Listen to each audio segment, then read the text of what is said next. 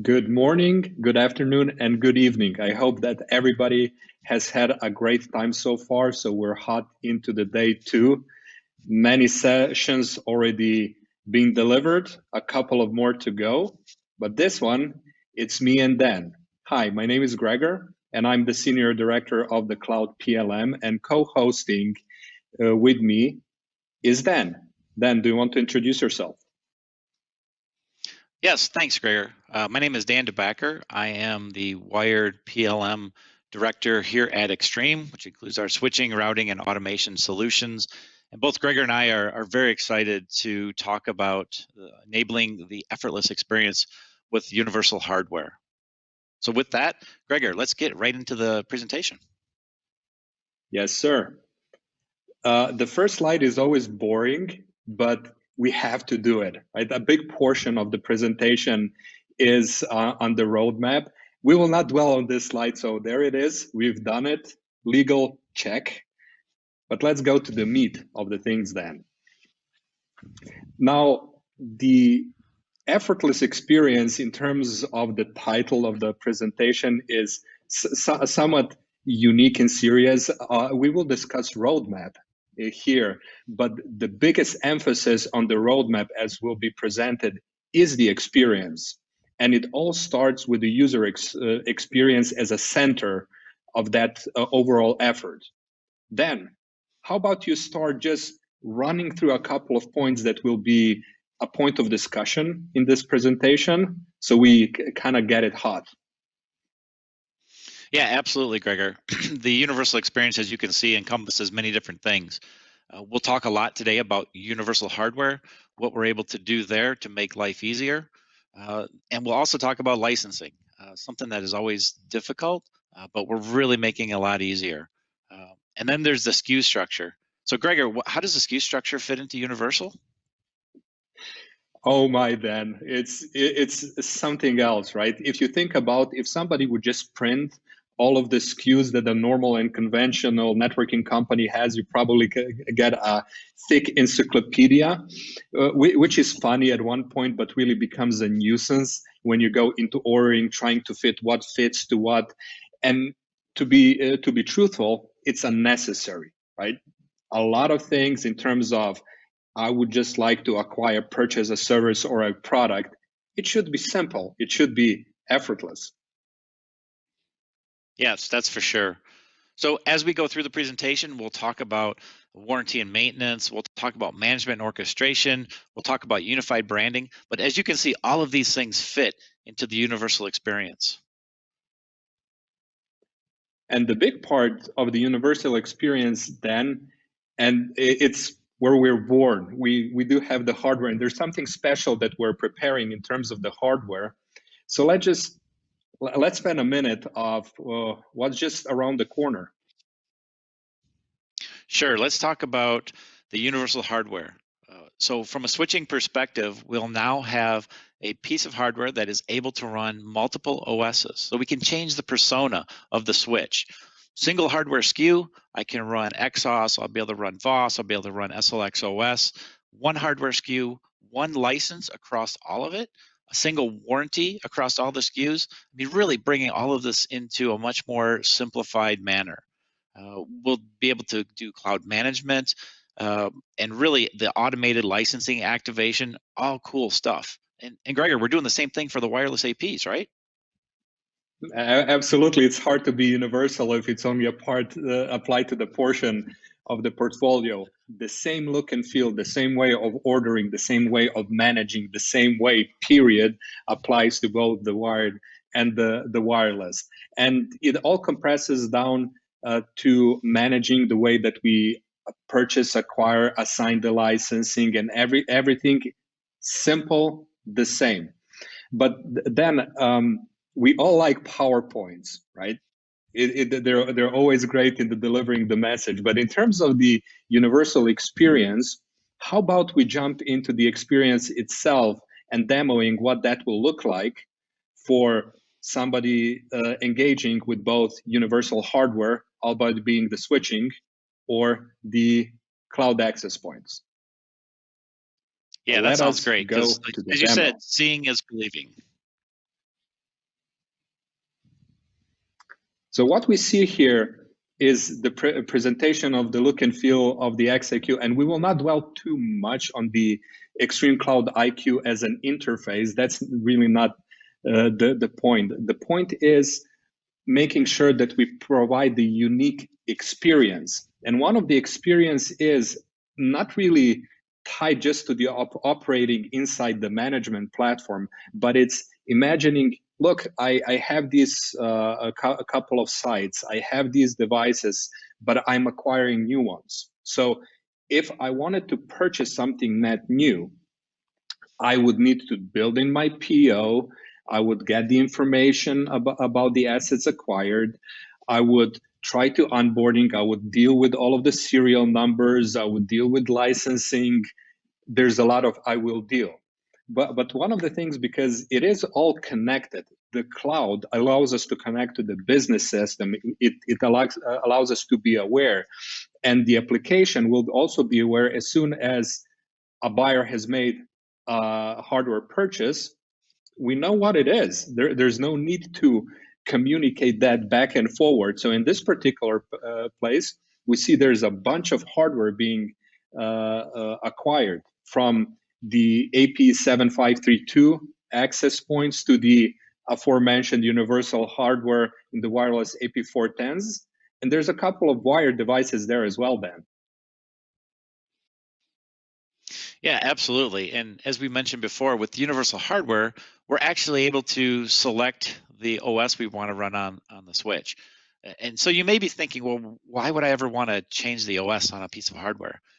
Perhaps you're running XOS in your campus and you put these new switches in, they're running XOS, they're stacked, everything is great. Next year, we're going to bring Fabric to the edge, and you decide that you want to run Fabric all the way into your closet. Well, with the simple reboot of the switch, we can change that to a VOS switch, and now we can run Fabric to the closet. You never have to go to the closet. You don't have to change any cabling. You don't have to do anything. Just simply change the persona, and now you've enabled a totally new use case for your campus.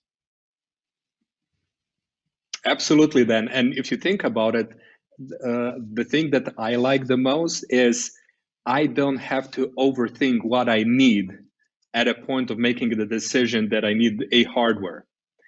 Because the decision tree is very important, right? I'm forced into thinking, okay, I need this now, but I'm investing in a hardware probably for the next couple of years, maybe even longer. And I'm trying to kind of predict everything that it's happening. But I know that you and I had a lot of discussion previous. The only consistent things that we see in the networking these days is change. And we don't have to overthink that change. You buy a hardware, and the personas, as in to what you want that hardware to deliver, is just a click away, whether it's at the time of onboarding that said hardware or 2 years later. Yeah, this really provides us a lot of flexibility. The same thing applies to the access points, right? We all are aware that Extreme Network has a very, very long history in both delivering and presenting new cutting edge technology, but also there's been a bunch of very, very good acquisitions over the years. The example being Wing access points being acquired from the Zebra, and there's a huge population of those access points in there. The way that we want to interact with the access point is universal. It's effortless. But in a scenario like this, where you have a big retailer and maybe they just want to expand the existing network, but they want the latest and the greatest hardware, acquiring something like AP40 and just having a Wing in there is as simple as a click away. And maybe there's a couple of satellite offices or that they want to fully equip with the pure cloud. No problem. Same hardware, just to select, click away, you have a new persona, you have the new capabilities. But where's really, really getting to be interesting then is managing the licenses and advanced licenses for the devices. Any thoughts on that? Yeah, it's always difficult when we have to do licensing. It's a necessary evil, and we want to make it as easy as possible to change a license. Now, if we have the same license across all the platforms, that makes everyone's life a whole lot easier. I don't have to worry, is a license for a specific type of operating system and hardware. It's just a license. Yes, sir. And at this point, before I show how the new licensing is being applied, I really like to compare and the contrast. Imagine today, if today somebody is purchasing a Boss switch with an additional licenses, there's a couple of SKUs involved. When you get the shipment of the hardware sent, there's also a voucher being sent. With that voucher, you have to go to the Extreme portal, get that voucher in to generate a licensing key, grab that licensing key. It's usually the binary file, put it on the switch to execute. And if it just happens that you did a mistake and you have to put it, there's a very complicated revoking mechanisms. The funny thing is, it's so integrated, this behavior in the networking industry, that nobody really thought anything that this is strange. But it is. Then, do you want to see how are we going to handle the licensing going forward? Yeah, let's see what are we doing? How are we going to make this so much easier for our customers? So again, we're going back to the point of we have purchased assets, and a couple of assets that was additionally purchased, as you can see here, is the 5 advanced OS licenses. And you will see that there's no VOS or Exos. You can apply these to anything. But because we have 10 switches and the hardware that we can apply this to, let's just manage them. And you see the list is auto-populated. There's first 5 switches that get applied with that licenses, but it's as easy as adding a new one. Well, if we have one, number one, maybe you want to acquire a new one. As easy again, click here, you get a new licenses you can purchase, or you just deselect any of the other ones, select the 5 of the switches you want this to apply to, and click done. How about that for a speedy assignment of the licensing? Yeah, literally you're taking, which could be hours or days, into seconds. So that is truly an effortless experience for licensing. So Gregor, with that, very much so. Let's jump back into the roadmap and show everybody what's coming. Good stuff, then. So let's start with the application roadmap. As you can see, the first thing, the first swimming link they're presenting is infrastructure support. So I'm going to let you handle this one then. Okay. So we'll be talking about the different universal hardware platforms that are coming in an additional slide here shortly. But as you can see here, from an infrastructure support on the application side, the new universal hardware will be supported in Extreme CloudIQ as well as in XMC. So it's not an either or proposition. And actually, Gregor will talk more about the interactions that are becoming with XMC and CloudIQ. But as you can see through the rest of this year and all of next year, a lot of things are happening around new hardware and new support into the applications. So Gregor, what else do you have for us? Well, there's a bunch of features coming in. Now, we've already touched on the licensing, the universal hardware. You see, this is just about around the corner. And we're not talking about utopian future here. It's really here. You can smell it, you can taste it. But the point that probably you and I are most excited about is the marriage of the fabric and the XIQ, right? Cloud and the fabric. So that's something that is coming around the corner in the next calendar year. We will start with the visualization. There's going to be both logical and physical topologies, but a bunch of interactions. Again, I'm putting just a teaser in there because I want to show it, how it's going to look like. But also what we're doing is we're connecting and extending the logical connection between the XIQ and XMC, where nobody's going to be left behind.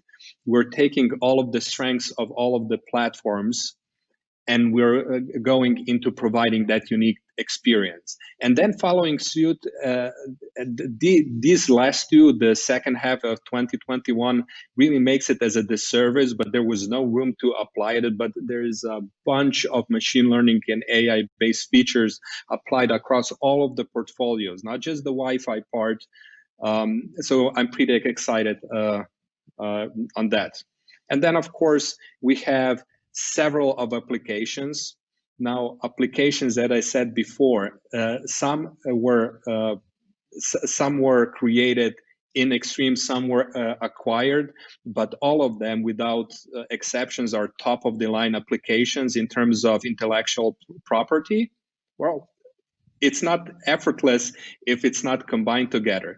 And we're not talking just about a bolt-on solution. We're talking about full re-architecting into the cloud architecture. So you see that by the end of 2020 calendar year, the applications like Extreme IoT, Extreme Gas, Extreme Location, and my favorite, Extreme Air Defense, is cloudified and available in that unique experience. And then as we're going forward, then we're adding on to the Extreme compliance and a specific version to the advanced use cases for the Extreme Air Defense.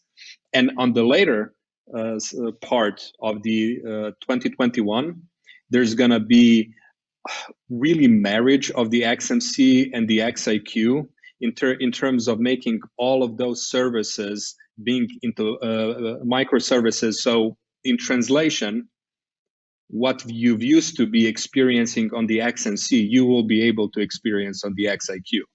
Nobody's going to be left behind. So Gregor, really what we're saying here is that we're going to have a effortless experience. We've really taken a single pane of glass and really have expanded upon that by saying we have all of these things that will have a common infrastructure, the common look and feel, one place to go for everything you need to do across your network, whether it's wired, wireless, or applications, right? That's what you're saying. That's what I'm saying. One place to execute, one place to experience, one place all the same way. It kind of cuts it right to the middle and goes straight to business at hand. We make it simple. How about spending a bit of time on the wired hardware roadmap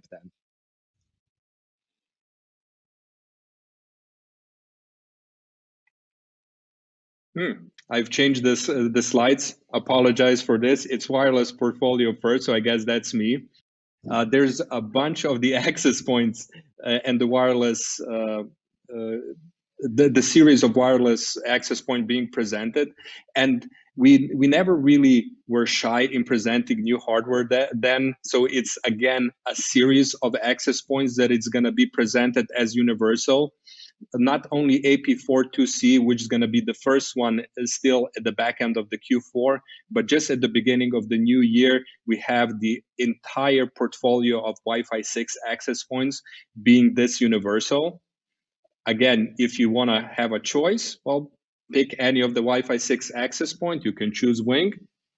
You can choose native CloudIQ engine, only a click away.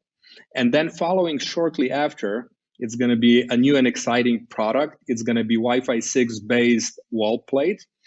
And the W for wall plate, again, makes it as a disservice because that's one of the scenarios you can use it in. Then you and I spending most of the time now in the office today. We know that the access point with 4 extra ports that you can use it on the desk, well, has other services. Really excited about that one. And then going the later part of the year, we're going into where the buzz is, Wi-Fi 6 extended. There's going to be a couple of sessions already presented on the Wi-Fi 6E itself, so I'm not going to dwell here, but it is exciting stuff. Now, in terms of the software, we're still committing. Wing is going to give those incremental drops pretty much every quarter, even a little bit more aggressive than this. So we're keeping up with the features and the feature velocity on the Wing.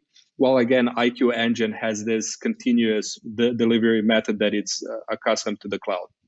And the last one is universal Skew. Again, the SKUs, compressing of those thousands and thousands of SKUs into just one SKU. And then what the universal SKU does, instead of solving the compliance and governmental issues with and pushing that to the buyer, okay, I'm in Europe, I need to buy this SKU, or I'm in United States, I need to buy this SKU. No, it's one SKU, and we're going to use machine learning and AI to determine the location and apply all of the specific compliancy issues.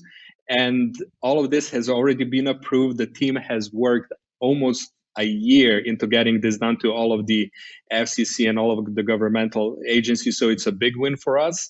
And in the first half of 2021, one SKU for a platform that you can use across the world, and it's going to be, as you can see, the line Wi-Fi access points. How about wired portfolio then? All right, yeah, let's jump into the wired portfolio. So in Q4, we're going to be releasing the 5520 Universal Hardware Platform. This is a mid-tier edge switching platform, whole bunch of different options as far as port configurations, PoE, non-PoE, those types of things.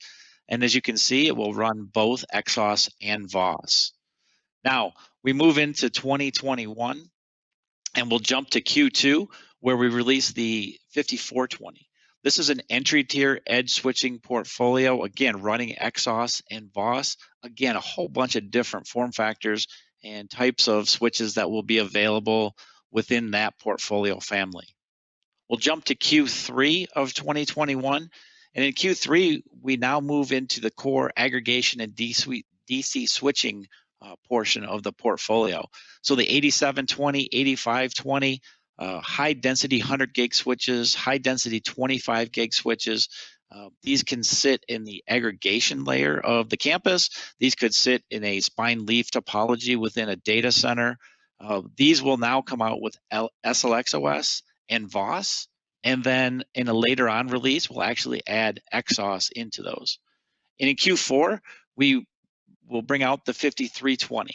So this is our value tier edge switching portfolio. Low cost, very minimal capability from a no redundant power, fanless, those types of things, but serves a very specific purpose in the overall portfolio of what we're doing. But it's not just about universal hardware. We also have a bunch of software releases that are coming throughout the rest of this year and into next year.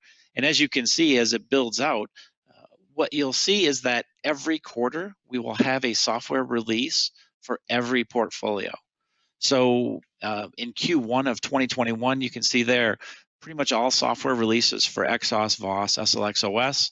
I don't want to forget about Extreme Fabric Automation, which is our inbuilt automation tool for the data center fabrics.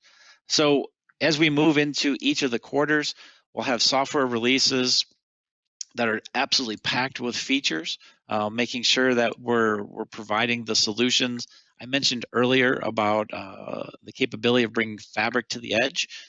There's another session here at Virtual Connect around that specific topic, explaining exactly what fabric to the edge means, what it will help do, again, how we simplify your life in general. But it's not just also about software. We also have a purpose-built solution. This is specifically around the network packet broker. We are very excited about this new platform coming out in the first half of next year. A totally next generation packet broker solution, a next generation visibility manager to support that. You may think, well, how is this an effortless experience, or how does it all fit into universal hardware? Again, thinking about what we're going to do longer term, and we'll talk about how we take EVM and we integrate that into CloudIQ. Again, we want to provide a very consistent user experience. So whether you're creating an NPB grid, you're creating a fabric, you're creating a simple core ag solution, all of those things will be done in a very consistent and seamless manner through CloudIQ. So as you can see, we have a lot of things happening on the wired portfolio. We're very excited about the rest of this year and especially into next year. You're going to see a lot of things coming out. Obviously, in the time frame we have here, we can't get into specific features, but I can assure you that each release is absolutely packed with all the things that will really set us apart and help really create and fulfill the different solutions and use cases that we're going after. So with that, Gregor, I'm going to turn it back over to you to talk about what we're doing with XMC. Sounds good, then. And the XMC is a big point of the discussion. But I'm going to put a little bit of a different spin. So I'll talk about the universal appliance, and it's called the XCA, Extreme Container Appliance. And it's the hardware that everybody is already aware about. It's the XCC-based hardware, but what we've done is made sure that we can load containerized microservices on top of it, which means that architecturally it expands our cloud footprint to be on premises. And this is important for either big campuses or any bigger businesses that value having the data and the compute on the premises. And how it looks like is the application, in this particular case, XIQ Cloud, will be residing on top of the containerized universal appliance itself. And this is not your grandpa's on-prem solution. No, this is the same code in terms of the XIQ, managed the same way, deployed the same way, keeping up the cadence of the features, but again, with the data residing on top of the premises. But why I started with the Extreme CloudIQ Local, and you have talked about the XMC, is in terms of the architecture, well, the microservices and the cloud applications can be everything and anything, XMC included, but that's not the only thing.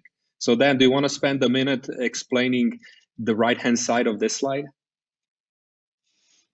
Yeah, absolutely. And talking about the XCA obviously makes it much easier to think about CloudIQ. So people think about cloud management as it has to live up in the cloud. It's really the experience of cloud management. So where the point of delivery, whether it's on premise or in the cloud, we're giving you that choice. So it doesn't have to be one or the other.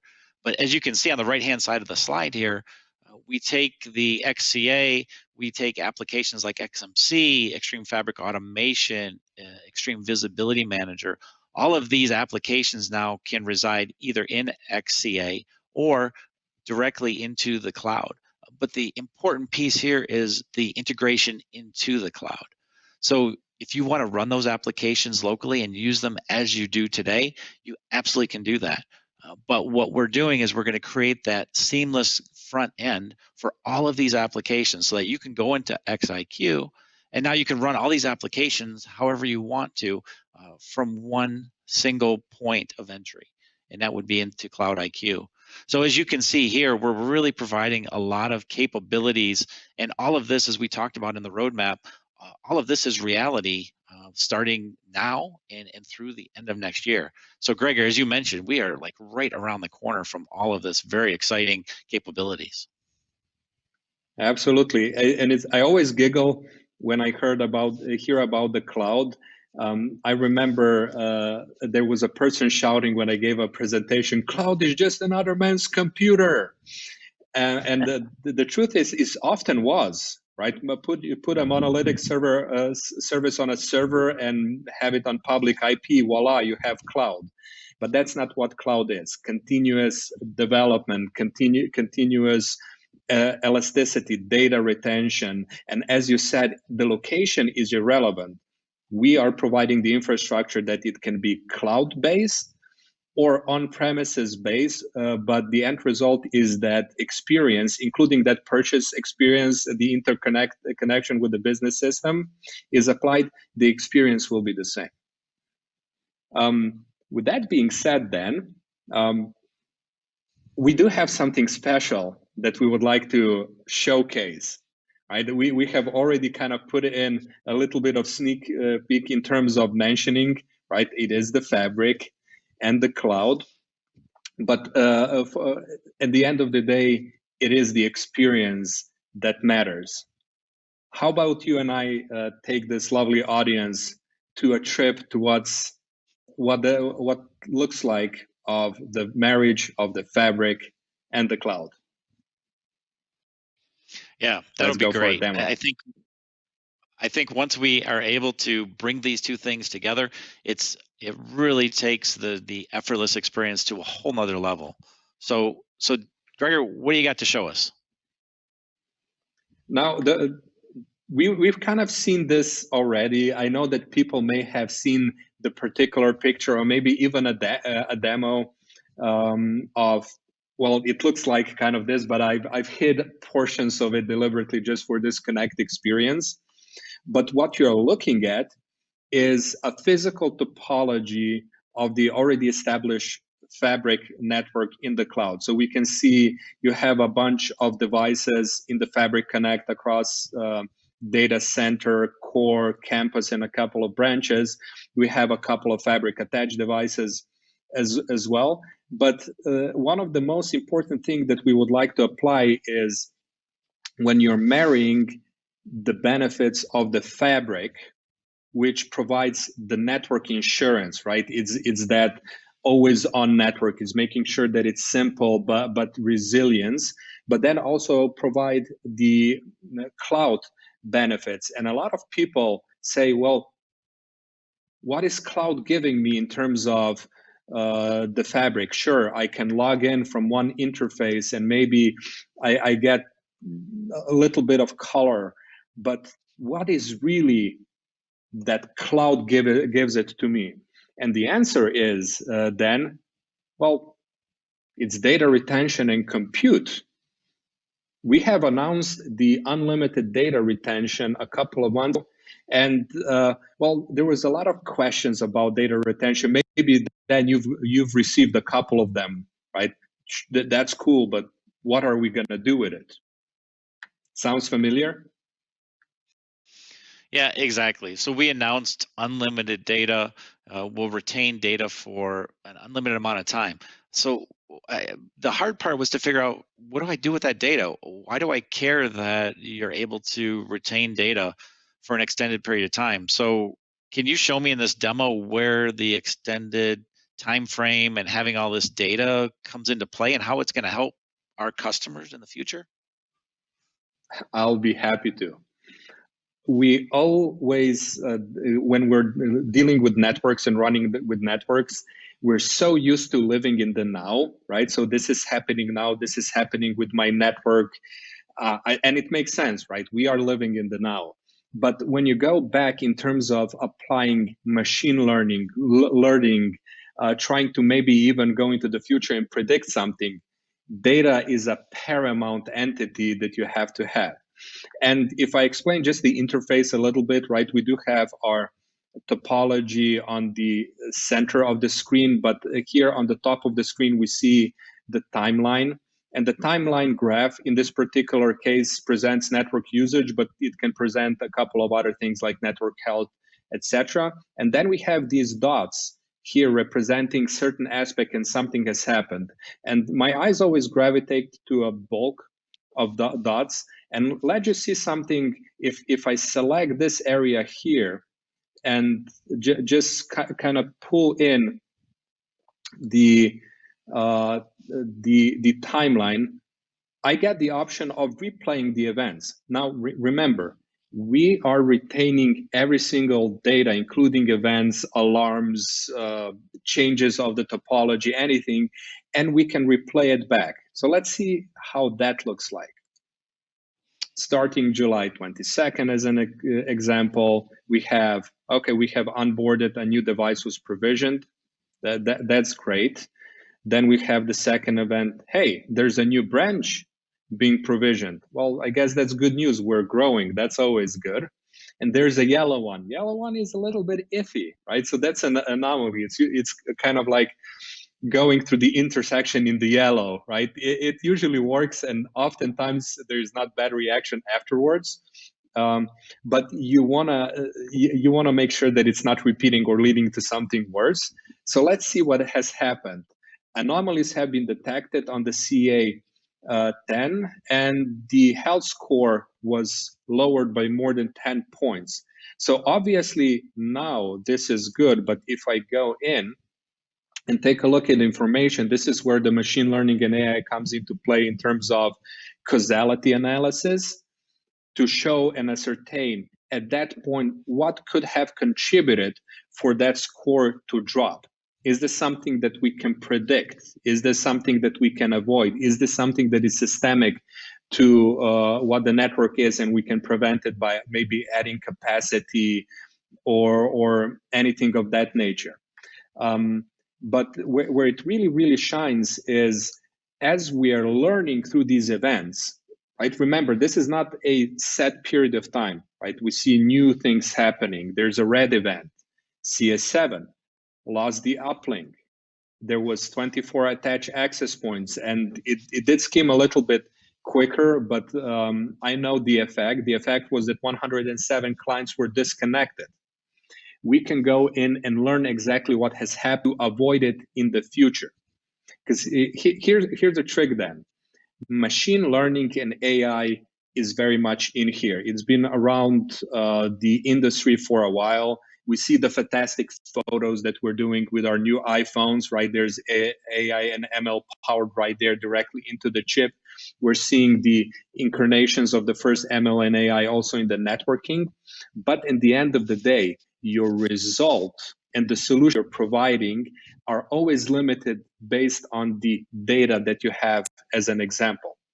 What we're doing here is with the applying both in-app data, machine learning, and AI across the unlimited data retention, and with the Copilot service that if you haven't checked that session, please do so. I highly recommend it.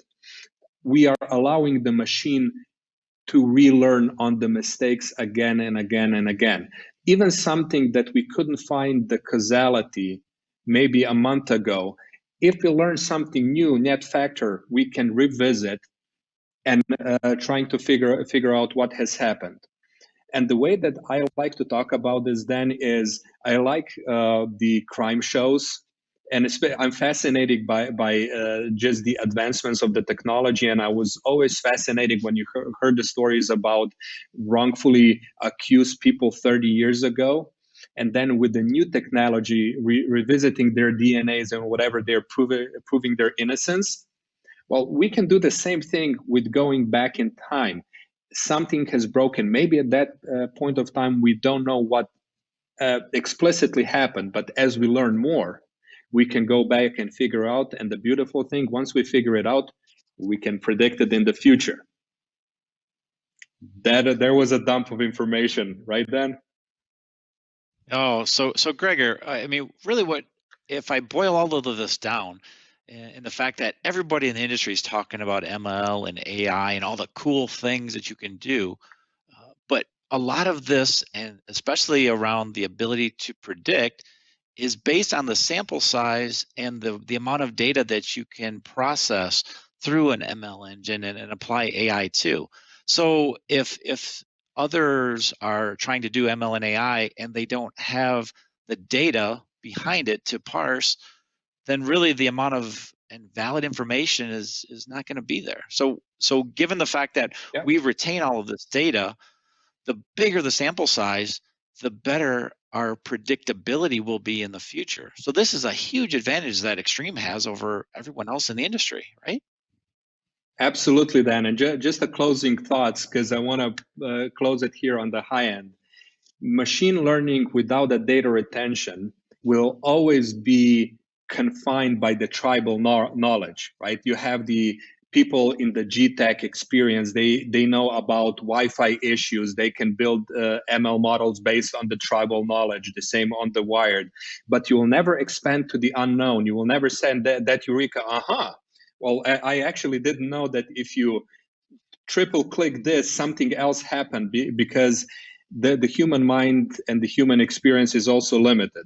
But as we extend these data sets and we churn and we relive this again, this is where the real applied value is providing previously unknown factors based on pure science. Well, With Gregor, that, this has Ben, been great. I agree. So I know that you and I like to talk about this, and there's probably a couple of hours more of the talking, but I would like to end it at this point and thank all of the audience for staying here with us. And I hope that everybody will enjoy the rest of the second day. And thank you for watching. All right. Thank you, everyone.